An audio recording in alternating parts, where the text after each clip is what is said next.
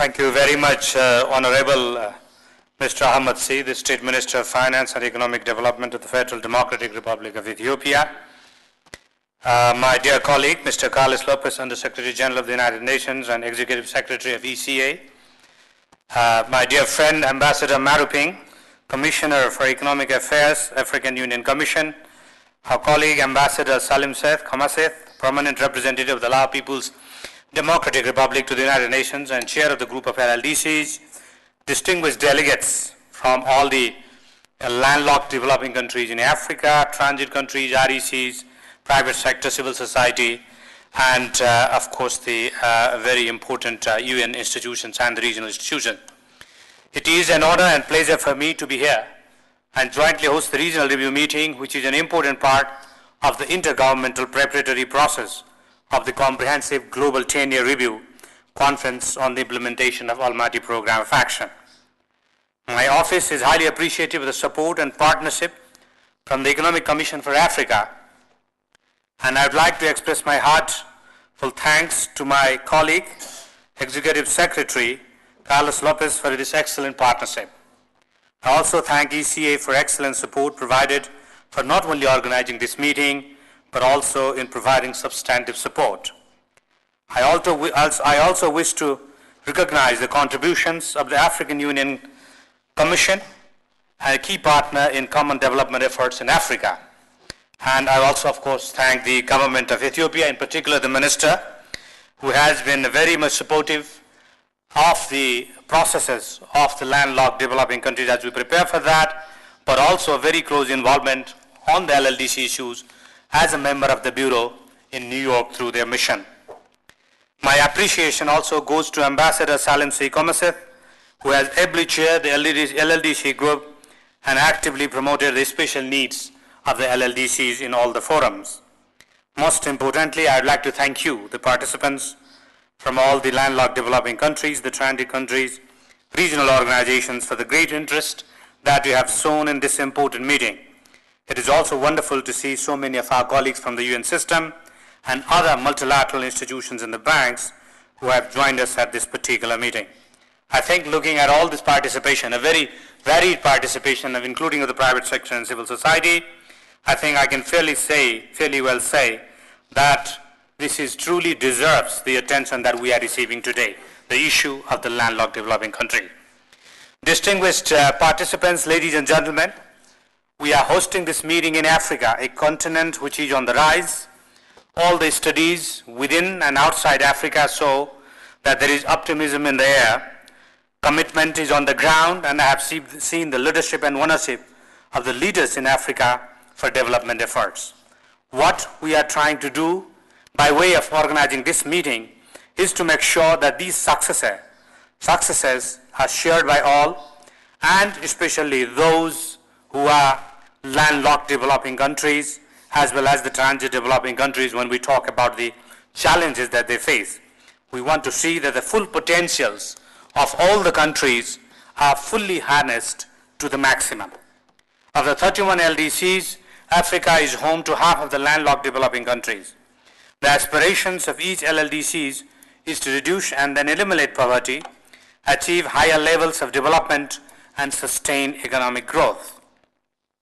They are making good progress with the best of efforts. The growth is accelerating, poverty is being reduced, and there are important progress that have been made in the human development side.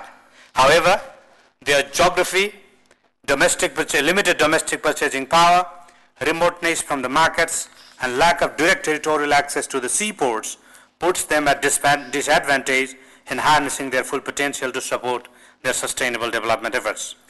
Landlocked developing countries lack the necessary financial and technical capacities to overcome the geographical handicaps. This is the reason why LLDCs need a very strong collaboration and partnership with the transit developing countries, but also a very strong global, regional and global partnership with special measures and support that could assist them to end their marginalization in international trading system and also in promoting their inclusive and sustainable economic growth. The Almaty Program of Action, adopted in 2003, sets the parameters of that partnership. It talks about transit policy issues, infrastructure development and maintenance, international trade and trade facilitation, follow-up and implementation of these programs, and of course the international support measures. Since then, while a lot has been accomplished, much more needs to be done to establish a firm foundation for development in these countries. It is in that broad context of both the opportunities as well as challenges, the potentials as well as the constraints, that we are trying to look at the LLDC issues in a comprehensive manner in this setting here. We are now near the end of the 10 years of implementation of Almaty Program of Action, a crucial milestone for the LLDCs. We now have this opportunity to take stock of the achievements and also share our concerns, but also look at the best practices that we have in the region and beyond. 10-year review conferences are underway and are progressing well in 3 main tracks, including the intergovernmental track, the UN interagency track, and the private sector track. Under the intergovernmental track, the LLDCs were invited to prepare national reports, and as of now, 14 LLDCs have already submitted their national reports. In view of the importance attached to this exercise, I strongly encourage the rest of the member states to prepare and submit their national reports.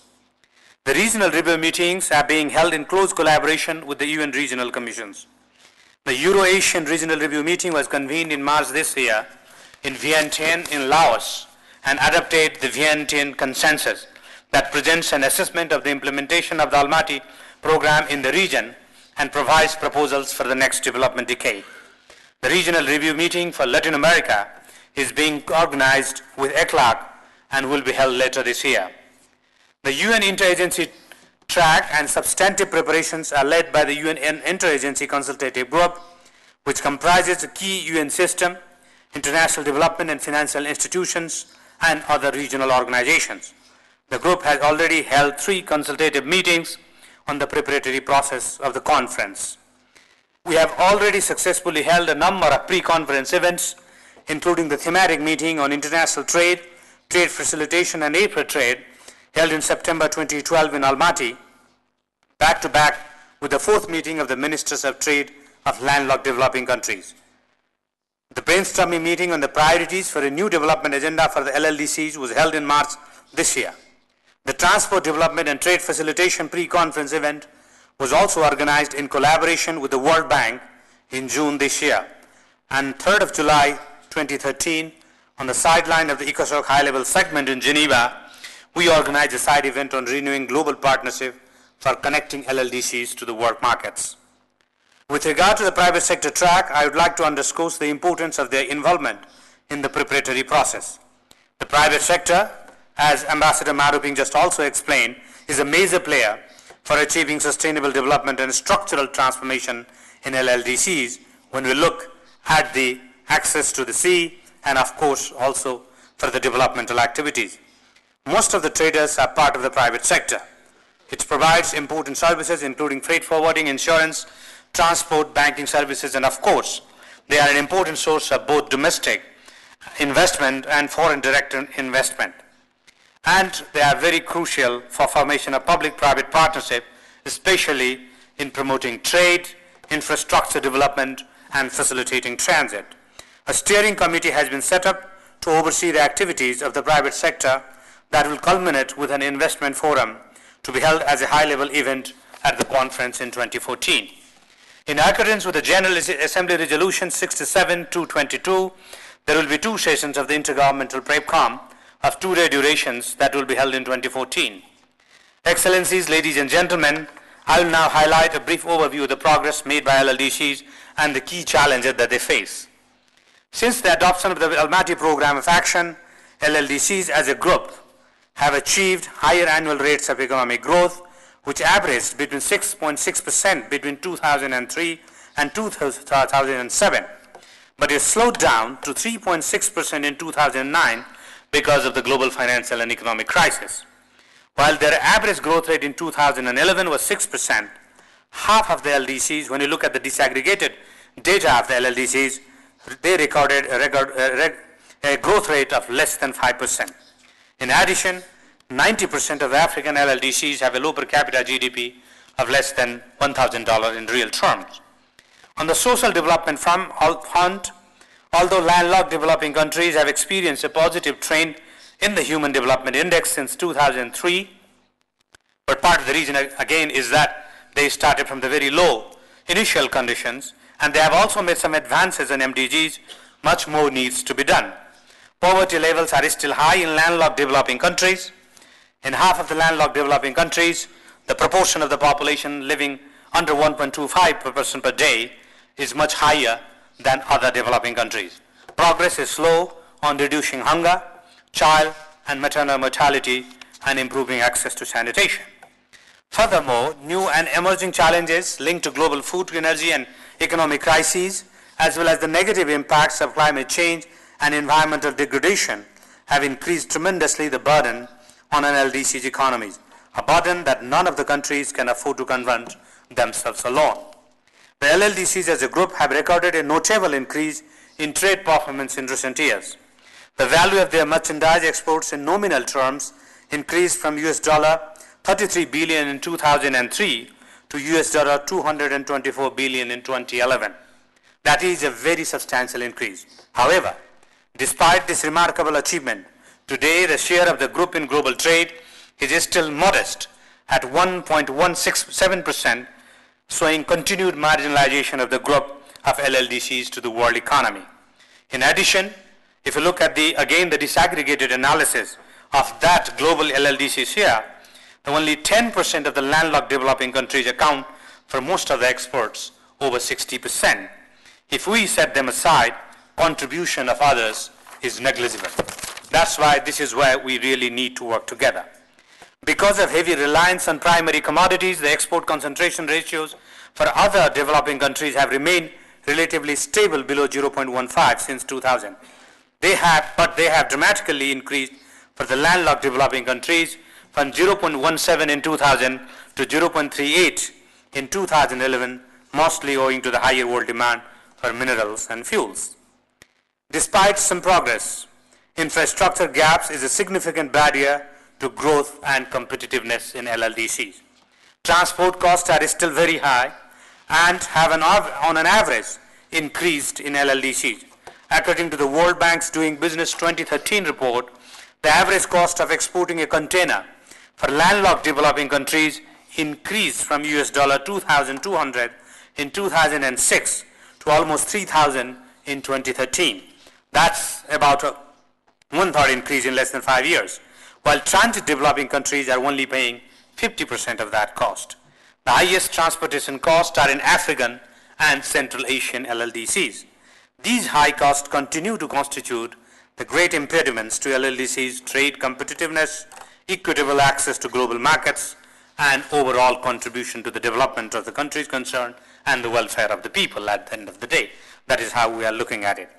Other challenges faced by LLDCs include limited productive capacity, supply-side constraints including non-tariff barriers, high vulnerability to external and internal shocks, limited market access for some of their products.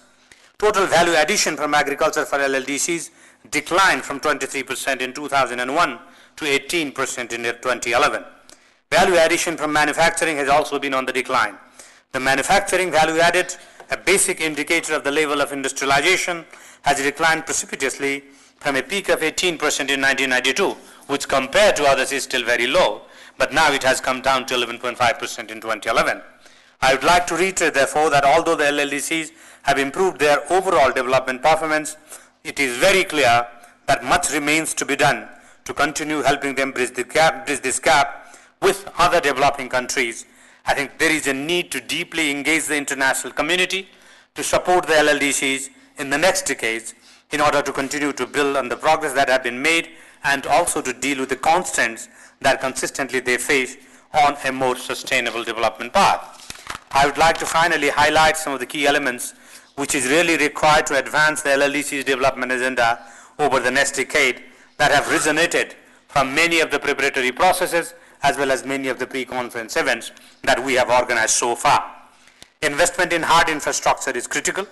The development and maintenance of the physical transport infrastructure in both landlocked and transit developing countries closing the missing links and investment into energy and ICT infrastructure is critical. Reinforcement of connectivity has been found to be key to ensuring rapid development in all the LLDCs. Second, investment in soft infrastructure and trade facilitation is equally important. Harmonization of policies, simplification and standardization of rules, documentation, border crossing and custom procedures by LLDCs and their transit partners are of great importance. They should also become members of the existing relevant international, regional and sub-regional conventions and agreements. Trade facilitation initiatives that have proved to work, such as one-stop border post, should be replicated, fully funded and made efficient. There is a strong imperative for consideration of the special needs of LLDCs in the current WTO negotiations on trade facilitation. According to the WTO, trade facilitation agreement could bring down the cost of moving trade today from roughly 10% of trade value to 5%, but that would still be much higher for the LLDCs. Globally, removing these barriers could stimulate US $22 trillion world economy by more than US 1 trillion. It is therefore very important to actively negotiate and push for adoption of a trade facilitation agreement that can take care of the interest and the concerns of the landlocked developing countries. Improved market access for agricultural and non-agricultural goods originating from LLDCs will be critical when we talk about meaningful participation in international trading regime. Continued technical support for LLDCs that are in WTO accession, together with facilitatory measures, will be very important to expedite their accession. Regional integration and cooperation is vital for development of LLDCs through improved connectivity, trading capacity, market expansion, upgrading of the value chains for the LLDCs. International support in form of the both technical as well as financial should be scaled up to help LLDCs improve supply side capacities to take advantage of trading opportunities already at hand and to allow them to expand their international trading frontiers. ODA, aid for trade, foreign direct investment and South-South cooperation should be fully harnessed and enhanced to address the physical and non-physical barriers that separated LDCs from the broad currents of the global trade. The private sector and the public-private partnership and multilateral and regional financial and development institutions have to play a critical role in meet financing gaps. Innovative sources of financing need to be explored. LLDCs, with the assistance of the international community, should adopt policies aimed at structurally transforming their economies with emphasis on industrialization, value addition, diversification, joining global and regional value chain, while of course increasing agricultural productivity and expanding services, including through the technology transfer. I think the process of preparation for post-2015 development agenda is underway, and as the conference is going to take place in 2014, we are hopeful and confident that the concerns and interests of the LLDCs are fully integrated into the post-2015 development agenda. There's 2 points that I would like to stress. When we look at the post-2015 development agenda, if you look at the high-level panel report as well, which has recently presented its report to the Secretary General, you clearly see that until now, when you looked at the human and social development through the Millennium Development Goal, there was a lot of focus on human and social development. But there is now need for rebalancing that. Of course, there is a need for human and social development. Everybody accepts that. But there is also equally need to make sure that the economic growth and value addition and the wealth creation and of course building of infrastructure gets equal attention in the post-2015 development agenda. Of course, we all know that sustainability will be part of that. But again, if we are focusing on this economic growth, infrastructure, which is now also as part of the high-level panel's report, which is really reflected as the productive capacity building and infrastructure in one of the indicators, I do hope that this is where we can really add value in terms of our own preparation and contribution to the post-2015 development agenda from the perspective of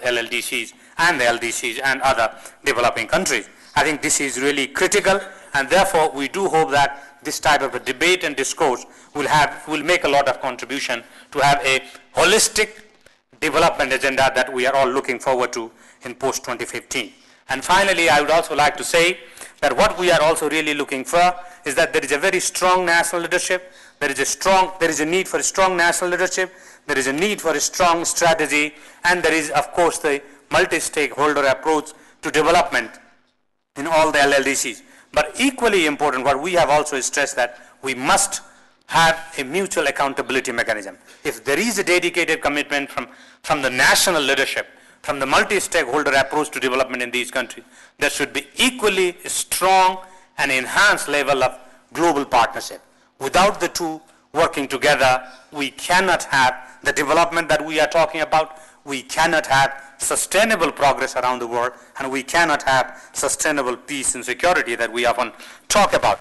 Therefore, we hope that we will have in-depth and forward-looking discussions, we will share practical experiences, identify the areas and policies that have worked well, and we also look at the constraints as well as the challenges that we face. And your discussions today and tomorrow will have a really very good contributions to prepare ourselves better for the hosting of the 2014 LLDC conference.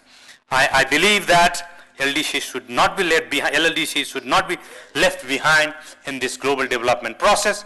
There is a great potential for their development. We need to work together for that. Thank you very much.